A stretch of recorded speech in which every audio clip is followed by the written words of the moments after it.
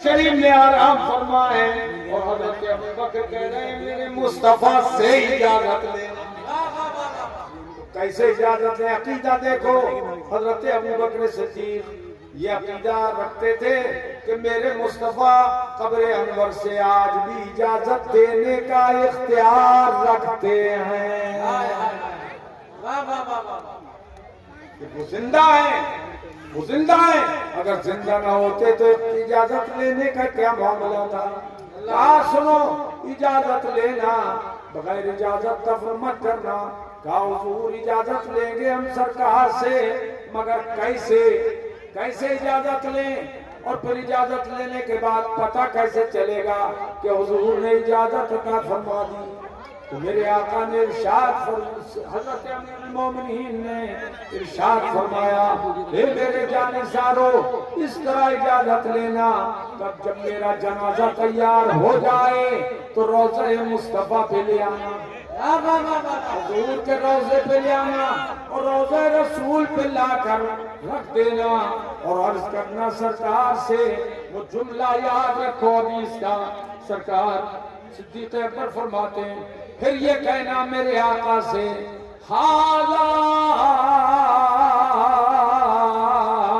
ابو بکری یستاذن علیہ.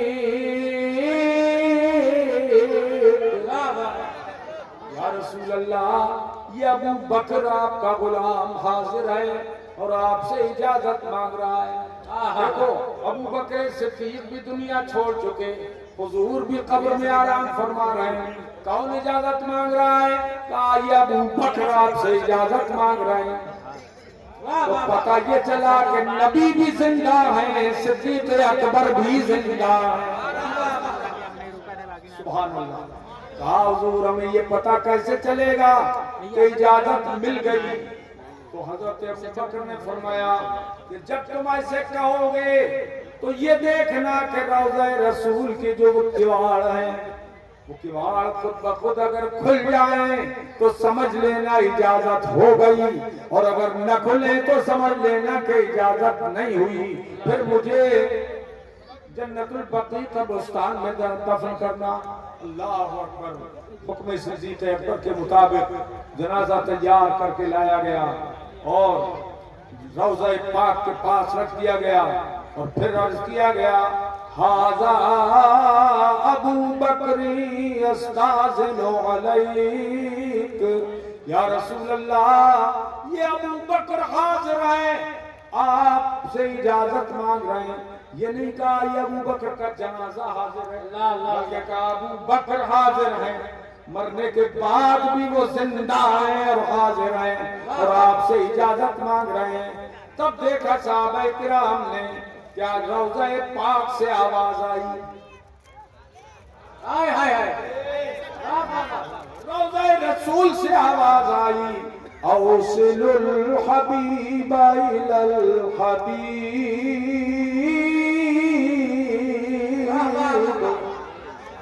حبیب کو حبیب سے ملا دو، محب کو محبوب سے ملا دو.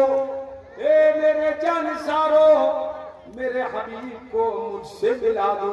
روضہ رسول سے آواز آئی بتاؤ مصطفیٰ زندہ ہیں کہ نہیں؟ بے شک بولو زندہ ہیں کہ نہیں؟ بولتے ہیں کہ نہیں؟ بولو بعد وصال بول بھی سکتے ہیں کہ نہیں؟ اور تصرف اختیار کا یہ عالم کہ اشارہ فرمایا تو کیواڑ کھل گئے. ارے یہ کس کا اشارہ تھا؟ یہ اسی ذات پاک کا اشارہ ہے کہ جس کی انگلی اٹھ گئی تو چاند تو ٹکڑے ہو گیا، جس کی مرضی ہو گئی تو ڈوبا ہوا سورج بھی واپس آ گیا. سبحان اللہ. چاند جھک جاتا جدھر، اعلیٰ حضرت فرماتے ہیں چاند جھک جاتا جدھر انگلی اٹھاتے مہد میں. چاند جھک جاتا جدھر انگلی اٹھاتے مہد میں. کیا ہی چلتا تھا اشاروں پر کھلونا نور کا، کیا ہی چلتا تھا اشاروں پر کھلونا نور کا. تو حضور زندہ ہیں ہم اہل سنن کا عقیدہ ہے بلّہ. سبحان اللہ سبحان اللہ. بولو تھوڑا سا سبحان اللہ. سبحان اللہ سبحان اللہ. سبھی سنیوں کا عقیدہ ہے بلّہ. وہابی جہنم کا کندہ ہے بلّہ. وہابی جہنم کا کندہ ہے بلّہ. کہا جس نے مردہ وہ مردہ ہے بلّہ. کہا جس نے مردہ وہ مردہ ہے بلّہ. یا رسول اللہ تو زندہ ہے بلّہ. تو زندہ ہے بلّہ. میرے چشم عالم سے چھپ جانے والا. نعرہ تکبیر، نعرہ رسالت. اس لگے اعلیٰ حضرت شہزادہ حضور نظام ملت سلطان المناظرین شمشیر اعلیٰ حضرت. کیا کہنے، واہ واہ واہ، سبحان اللہ.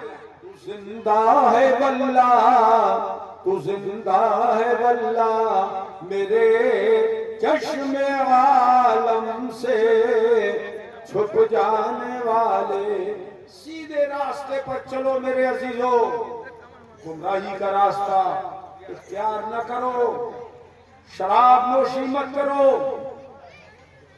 جوا اور سود مت کھیلو. سود بھی حرام کر دیا اللہ پاک نے. اس سے محفوظ رہو میرے عزیزو. یہ رمضان شریف کا مقدس مہینہ آ رہا ہے. اس کی تیاری کرو. دن میں روزہ رکھو. رات کو تراویح کی نماز پڑھو. اس لیے کہ تراویح کی نماز سنت مؤکدہ ہے. روزہ فرض عین ہے. اللہ پاک جل مجدہ نے ارشاد فرمایا یا ایھا الذین آمنوا کتب علیکم الصیام کما کتب علی الذین من قبلکم. اے ایمان والو تم پہ روزے فرض کر دیے گئے جیسے تم سے پہلوں پہ فرض کیے گئے تھے تاکہ تم پرہیزگار بنو، تاکہ تم اللہ پاک سے ڈرو. تو روزے تم پہ فرض کیے گئے. اے میرے عزیزو، بہت سے آج کل کے نوجوان روزہ نہیں رکھتے ہیں. اس میں ہمارا جسمانی فائدہ بھی ہے کہ 11 مہینے تک لگاتار آدمی معدے کو راحت نہیں دیتا ہے، کھاتا رہتا ہے کچھ نہ کچھ ہر وقت. تو اللہ پاک نے ہماری صحت کا انتظام فرما دیا. 1 مہینے دن میں کچھ مت کھاؤ تاکہ تمہارا معدہ طاقتور ہو جائے. سبحان اللہ سبحان اللہ. معدہ تمہارا طاقتور ہو جائے اور اس میں پہلی طاقت واپس آ جائے. تو یہ ہماری صحت کے لیے بھی مفید ہے روزہ. اس لیے آج عہد کر لو کہ انشاءاللہ تعالیٰ ہم 300 روزے رکھیں گے انشاءاللہ. بولو کون کون رکھے گا روزے؟ ہاتھ اٹھا کے بتاؤ. بولو انشاءاللہ. اوپر والے تو رکھتے ہی ہیں کیوں؟ نیچے تو اٹھاؤ ہاتھ. انشاءاللہ. اے کرسی والو روزے رکھو گے؟ اور انشاءاللہ ہم روزے رکھیں گے. 300 روزے رکھنا. تراویح 20 رکعت سنت مؤکدہ ہے. اللہ پاک توفیق دے تو سارے ہی کام کرتے رہنا. تراویح کی نماز پابندی کے ساتھ پڑھنا. اور ایک یہ پیغام دے رہا ہوں میرے عزیزو، آج اس گمراہی اور بددینی اور بدعملی کے دور میں مسلمانوں کی بہت بڑی خرابیاں مسلمانوں میں پیدا ہو گئی. ایک یہ کہ داڑھی نہیں رکھتے، اپنے چہروں پہ داڑھی نہیں رکھتے. سنیے، کیا سمجھتے ہیں کہ ہم خوبصورت لگتے ہیں داڑھی مڈا کے؟ نہیں، یہ خیال غلط ہے. اگر داڑھی سے حسن و جمال میں کمی آتی تو اللہ کے حبیب کے چہرے پہ داڑھی نہیں ہوتی. کسی نبی کو خدا داڑھی نہیں دیتا. سارے نبیوں اور ولیوں کو اللہ نے داڑھی سے مزین کیا. تو مرد کے لیے حسن یہ ہے کہ وہ داڑھی رکھے. مرد کا حسن داڑھی ہے اور عورت کے لیے یہ ہے کہ وہ اس کے چہرے پہ بال نہ ہو، داڑھی نہ ہو. یہ عورت کا حسن ہے. تم مردوں اور عورتوں میں امتیاز نہیں کرتے. تو یہ بھی تغییر لخلق اللہ ہے. اس لیے داڑھی مڈانا حد شرع سے کم کرانا حرام ہے، اس سے بچنا. اللہ کے حبیب صلی اللہ تعالی علیہ وسلم نے ارشاد فرمایا من احیا سنتی قد امیتت بعدی فلہ اجر بیعت شہید. سرکار فرماتے ہیں میرے جس امتی نے میری مردہ سنت کو زندہ کیا، جسے لوگ قتل کر رہے ہیں، جسے لوگ مٹا رہے ہیں، ایسی میری سنت کو جو میرا غلام زندہ کرے گا اس کو 100 شہیدوں کا ثواب ملے گا.